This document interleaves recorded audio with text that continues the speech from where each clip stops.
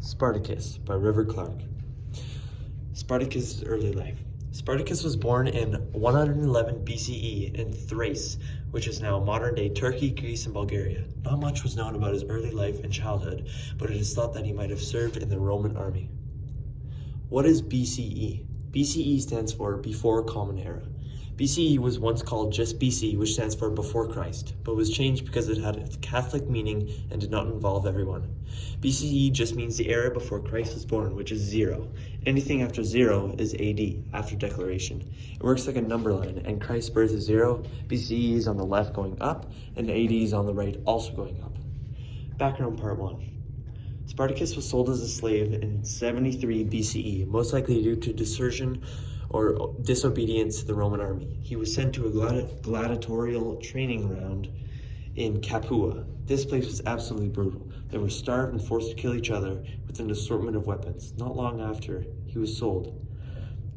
He escaped his captor, Batiatus, with 78 other gladiators using only kitchen knives. This started the Third Servile War, or in other words, the Spartacus Revolt. Background Part 2. The funny thing was this war was kind of started by accident because their main plan was just to escape, but when that was discovered, they had to fight their way through or suffer execution. He then gathered with his followers at the close mountain, Mount Vesuvius. After a time, more and more slaves and gladiators escaped and joined Spartacus. It was said they had close to 100,000 people in his ranks. They then repeatedly used guerrilla tactics to fend off half a dozen attacks from the Romans.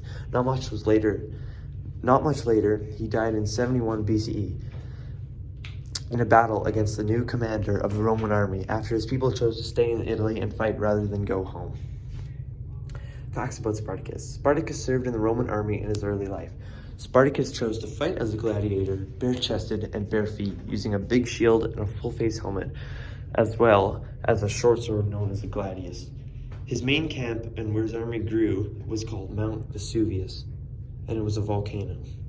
When he died in his battle, his body was never recovered.